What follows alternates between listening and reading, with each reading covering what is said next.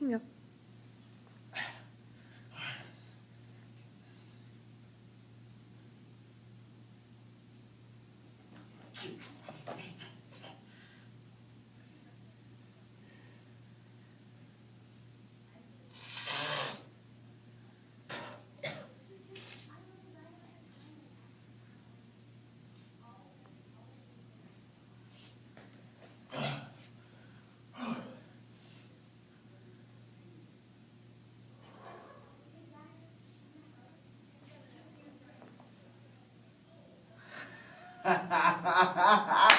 Woo! How you all doing tonight? Okay, so how many people out there love death? Let's make some noise for some death! Woo! Nobody? You see, death had knocked on my door before and bullets had just missed me. I set myself on fire and gave myself third-degree burns over 50% of my body. It was like death had come back for a visit. Hello, Rich. Don't you remember me? See, I saw you lay down. See, I'm sitting in the main doc's diploma-filled office, and he gives me the diagnosis.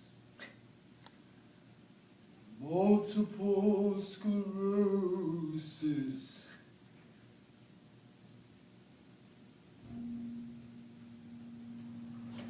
Multiple sclerosis. Damn.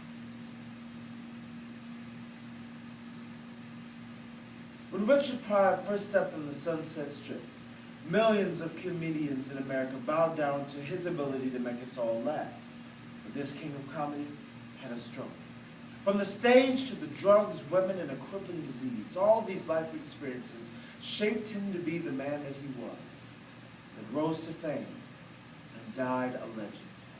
Prior convictions and other life sentences by Richard Pryor.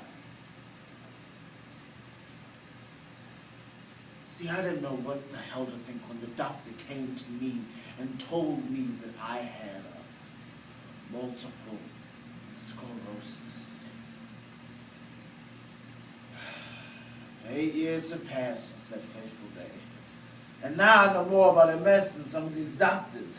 They say it affects motor skills, balance, and some involuntary acts, such as swallowing. But it doesn't only affect them. It takes them completely away. You know, I'd be lying to you, Jack, if I told you there weren't days I wanted to pick up that 357 by my bed, pull the curtain, and call it a show. And I've never been one to take the easy way out. Black man's fate, I suppose. I've decided to hold on until the end of the line. Just telling jokes. You see, my first snort of cocaine made me feel, cool. So I started snorting cocaine. And I wasn't an addict, oh no. Hell, I just love the way cocaine smelled. 6 months later, oink, snarf. I'm licking the album, trying to get a freeze. I spent $600 a day, Jack. But I gotta tell you, going home is always nice. You see, I love going home. I still see some of the brothers don't want to break in my face, though. Hey man, niggas ain't nothing. You was nothing when you was here. I seen you do that stuff on TV, man. That's the same stuff you did back at the pool room, man. That ain't nothing, man. 5 minutes later. Hey yo man, can I borrow $1, please?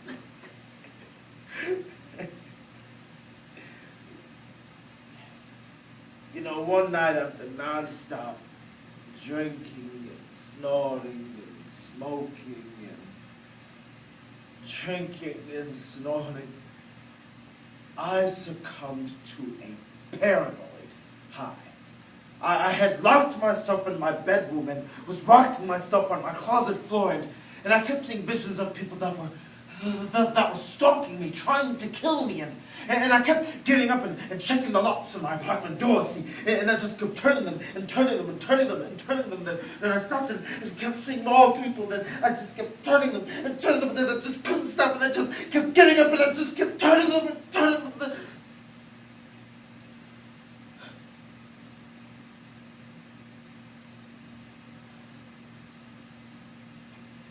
see, I didn't know what the hell was happening to me, but it scared me. Then as the craziness went on, I just continued to snort until I ran out of cocaine. Then I started experiencing serious dementia. I was floating to the distant end of a tunnel. I was constantly shifting emotions. I was miserably alone. I was frightened, and the voices were getting louder inside my head, and they were closing in, and they were closing in on me. And see, I needed to get high, and I mean real high. But God, there was no more dope.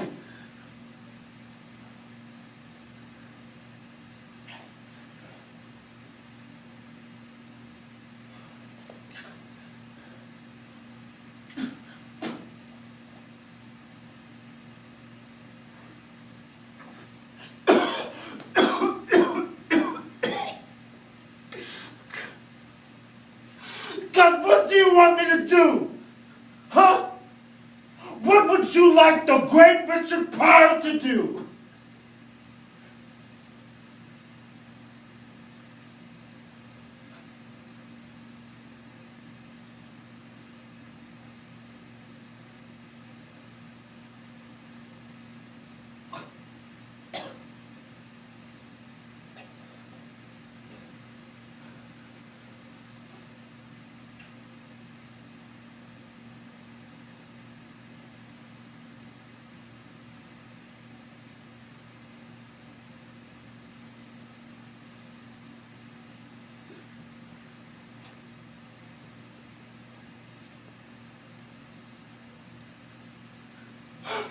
God! God!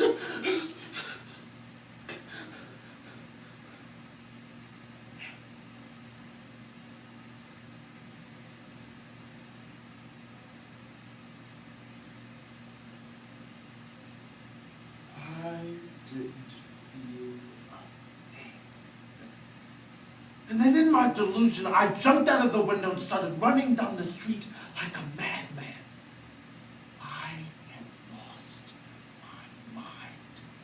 And I'm seeing all these people staring, and I'm wondering, what the hell are you staring at? Why are they staring? But see, they were staring at the man burning up.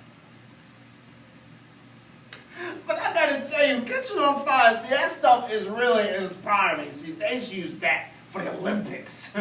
Because me, I ran the 100-meter dash at about 4.6 in the underbrush. And you know what else I noticed? When you catch on fire, people move out your way. I mean, they move the hell out your way. Except for one drunk bum that runs up to you with a cigarette yelling, "Hey, buddy, let me get a light, let me get a light, wait, wait, wait."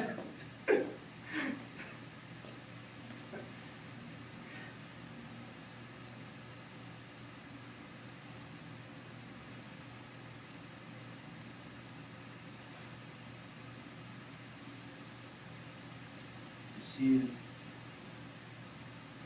my state, pleasure and pain were the same. I was fortunate enough to have survived the fiery accident, but even after all those doctors' treatments and pills, I was still afflicted by those same old problems, fears, and pains that drove me to drink a bottle of vodka a day, spend over $250,000 on cocaine a year, beat women that have to work to make them love me again.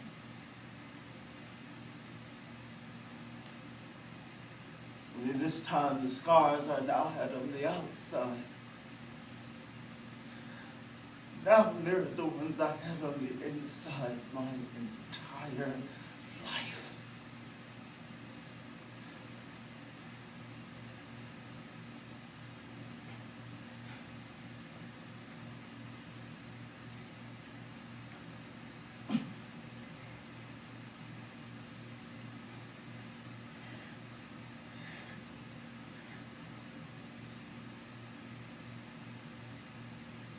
So in my mind, I've already written my obituary. Richard Pryor dies when he fell and couldn't get up. That's my life. That's my punchline. So I keep going because I know it ain't over. Who would ever thought that I would have made it this far? Just telling jokes.